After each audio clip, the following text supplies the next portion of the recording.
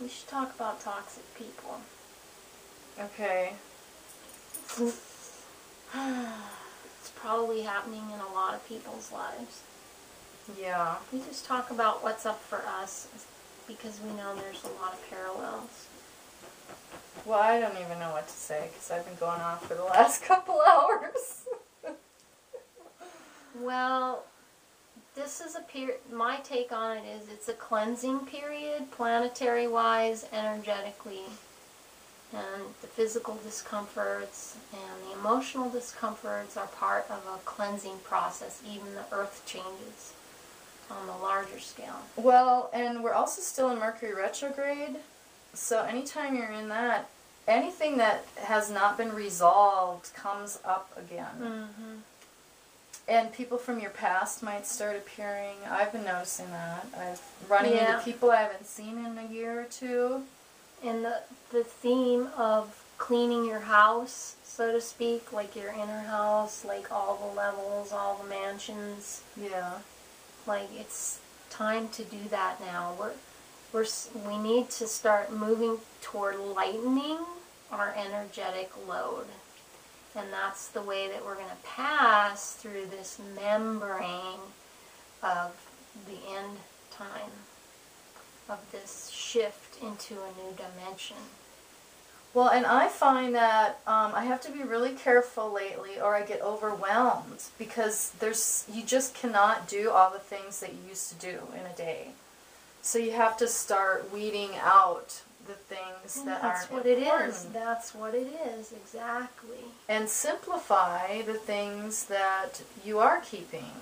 And remember how powerful you are. You have more power than you realize you do. Oh, yes, yes, yes. So, you don't want to get into fear about the radiation and whatever. This is a big topic. What you can do is, and I got a confirmation from this when I was listening to David Sereda, because he says your consciousness is in control of your DNA. So when I go to bed at night, I've been doing this, is putting my intentions out, and it's so powerful, because right before you go to sleep, you're more open. Mm-hmm. And it's a high energy time, and I ask for my DNA to be repaired while I'm sleeping. All you have to do is, program yourself, because you are a supercomputer. You can program anything. So we don't have to be in fear. Take care of ourselves and ask for the DNA to be repaired, because essentially getting radiated or getting cancer or anything is your DNA is damaged, is actually what it is, if you get down to it. So remember you're powerful. Remember that your thoughts have power. And you can ask for anything you need just inside yourself. And you can ask for help if you don't know what the solutions are, which we often don't. So you can just say, send help. I need help with this issue. I'm ready for help. I want this issue to improve. And the other side loves it when you ask for help. They're just so happy. waiting. They're like, when is she going to open up for help? The help, we're ready. And then a lot of times the help comes in disguise. So you have to really be open to receiving what the help is coming. And don't get too attached to the result, but just affirm that you want the solution that's going to free you, that's going to make you feel perfect, that it's going to be the perfect solution, it's going to benefit you. You know, the right solution always benefits everyone. Mm-hmm. That's like a golden rule. Yeah. The right solution, the miracle, the solution that Spirit is trying to bring to you actually benefits everyone involved, and a bigger circle moves out from there. It's like a ripple in a pond. That's how you know it's the right solution. Yeah. Yeah. So ask for it. Mm-hmm. You'd be surprised.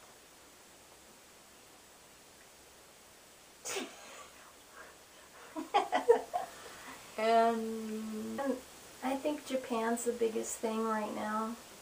But what can you say about it? I saw a video yesterday that was filming, or maybe it was today, filming the sidewalk in Japan. Hello! Like, there's numerous places that the ground is moving with the ocean and the water's just coming up. And the title of the video was like, Japan is liquefying or something. And like, it's like the ground is like moving like this snake, and just in the middle of somewhere, all of a sudden water's squirting up. And did you see that one where like that whole sidewalk was going back and forth, and then the light pole was like swaying? I didn't see that one. I didn't see the light pole. I mean, it looks to me like it is sinking. It looks like people, if you can go. And my heart goes out to anyone. You mean leave? Yeah. Yeah. Yeah. If we could just evacuate everybody, that would be wonderful. It would be, but if you know someone, or if you are someone in Japan and you can go, that's my feeling about it. What I would do if I was there, but that's me. Well, what do you do if you don't have any money? And there will be people that can't go, and we just trust Spirit that everybody's in the right place, everybody's where they need to be for whatever their next soul experience is. You know, who's to say anybody's in a better place than anybody else?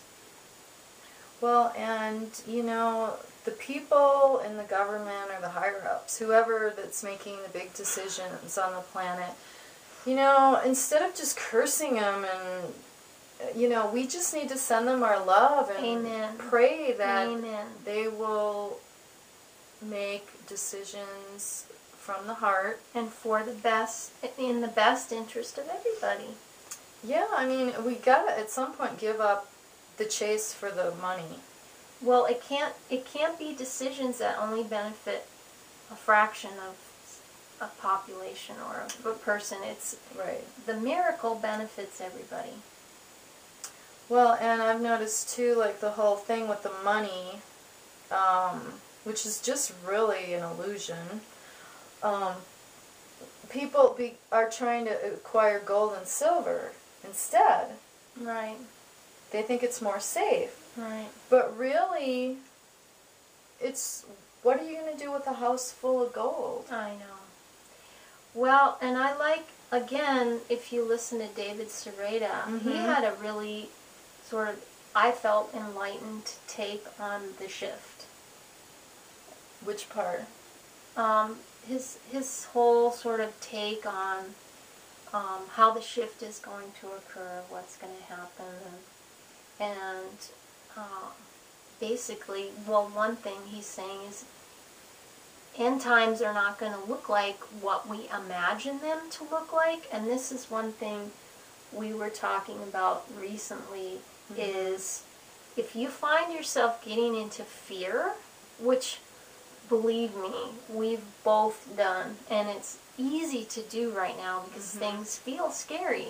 Yeah. But when you find yourself getting into fear about it, call it out. Know that it's fear and don't feed into it.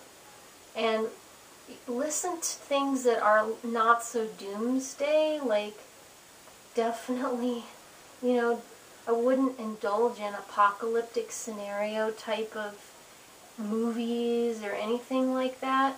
And we're transitioning into a higher vibrational existence.